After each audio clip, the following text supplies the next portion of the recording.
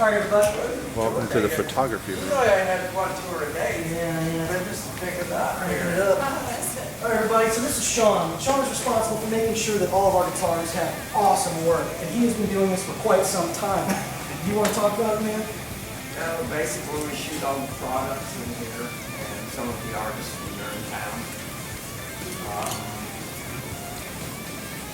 Most of the guitars, also the drums, and I shoot the pictures down here, and then they go upstairs to the artists, the graphics guys, all artists, I suppose, and then they take it from there. But most of the guitars are shot suspended from monofilm line. Some of them are mounted up on a section cup, very strong section cup. It still makes me nervous sometimes. But that's pretty much it. Department, where myself and another dude are responsible for building every single USA pickup that comes out of this place. For those that don't know, a guitar pickup is what creates, it's what makes an electric guitar electric. It's what gives it its sound. So we build about 30 different models of guitar pickups here, about 5 different models of bass pickups. And we're capable of shaping really any tone you can think of. We don't do anything active here, it's all passive, so none of our stuff runs on batteries is what I mean. So I'll give you guys kind of a rundown on how we do this. It's really a thing that takes only about 3 components. It starts out with this copper wire right here that most of you probably are having trouble seeing. Here, check it out. It's thinner than a human hair. And we take this copper wire and we wrap it around these plastic things right here called bobbins. On average, each one of these bobbins is going to have between 3,000 and 7,000 wraps of this copper wire. So to sit here and do this by hand, it just doesn't work. We have these machines here that'll do our winding for us. It's really the only part of this process that's automated. The rest of it's done completely by hand. So I have this one set up right now. Each one of these machines is already programmed with the presets of each one of the pickups that we currently make. So we throw our bobbins on here and we attach our positive wire. We'll hit start. This thing spins at up to 10,000 RPM. Right now it's only at 3. When it's at 10, the machine shakes and it's violent. It's pretty scary. So we keep it at just 3. You guys can see the wire runs through a whole bunch of series of pulleys and things like that, pulleys and springs to help keep tension. So anyway, after they come off the machine, it already has our start wire. We attach our finish wire, which is essentially just, they're positive and negative wires, just like you're wiring a light bulb. It's the simplest kind of really electrical work you can do. Then we take our wrapped bobbins and we match them with a magnet. I'll show you guys what our magnets look like. So these are our magnets right here. They're just rectangles. Now, the type of magnets that we use, whichever one you choose to use, it doesn't affect how powerful the pickup is. It affects how your ears perceive the sound. So like for example, if you're playing very soft, mellow music like classical or blues, something where you don't need a lot of distortion, you're going to use our weakest magnet, which is this right here. It's an alnico magnet. It's a chemical mixture of aluminum, nickel, and cobalt, and these are made by man. Whereas on the other end of the spectrum, the complete opposite end, if you need something that's going to play, if you're playing death metal or thrash metal, something with a lot of distortion and a lot of just oomph to it, you're going to use our strongest magnet, which is a ceramic magnet right here, which is actually naturally produced. It's a really cool thing. They're not actually naturally in rectangles, we cut them into that shape. They do naturally occur. And it's not just so black and white either. I mean, we have many different variations in between of different types of tones. The thickness of wires, the strength of the magnet, it affects, all of these affect your tone. What's up, D? Do you have orange colors? Orange colors? We have some orange, we have orange pickups themselves. I mean, we spray paint them orange sometimes. We spray paint them all sorts of goofy colors. Yeah, I mean, anything somebody wants, we're capable of doing, you know? So anyway, after we get our bobbins and our magnet, we mount it to a plate that looks like this. They're either going to be made of nickel or brass. The type of metal that you use for this part isn't going to affect the sound. It's really just for aesthetic purposes. And then finally, we just attach this, which is a 4-conductor wire. Just 2 positives and 2 negatives.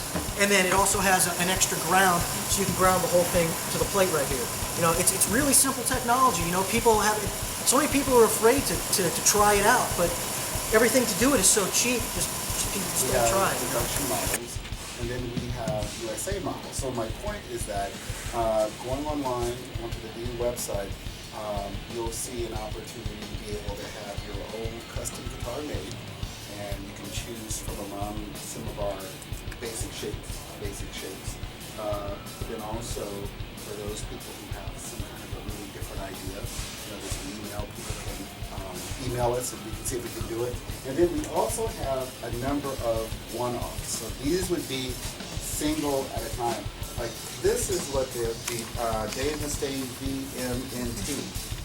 And that guitar, I think, really first got notoriety when Dave Mustaine of Megadeth played it as a part of a concert he did with the San Diego Symphony Orchestra. Welcome to the Artist Relations Room.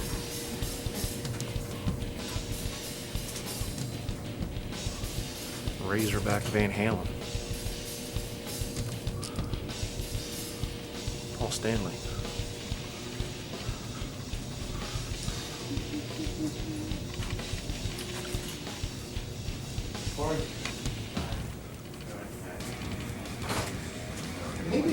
Maybe originally as far as patents go, the whole Some MLs, wall of MLs. I guess incestuous is almost the word. Everyone kind of feels More classic MLs.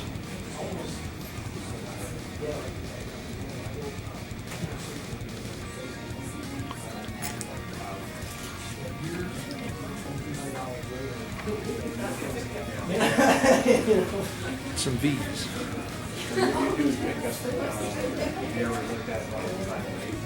I have not. No, I've never had a chance to dissect one of those. Do you ever do any of that yourself, like go back? Oh yeah.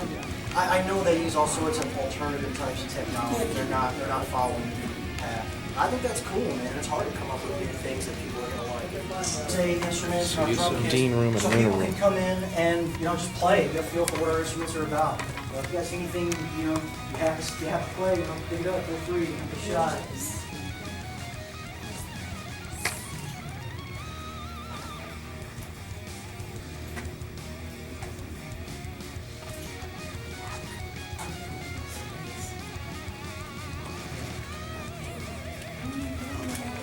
There's a strange guitar over here that's way more strings than it's up there on the top. Shanker. Bass with the 12 strings. Is that the bass? Yes, that's what that is. 12-string bass. Some Yeah, it Razorbacks. takes, I'm a bass player, but it takes some serious hand strength to be able to get the Dime. entire song with that. Yeah. Excellent. I don't even know where you get strings from. Yeah, One of the cool things is you can tune like in harmony with one another, each string. It's creative. Let's check out some more guitars.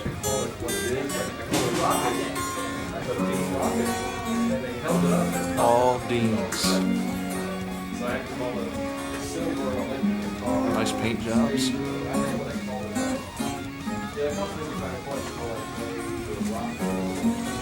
Acoustics. On the electric drums, there's the microphones inside of all the triggers. Excuse me. They have the microphones, so I call them triggers. Same thing, got held, That one. got held up with. And that one. Yeah, triggers.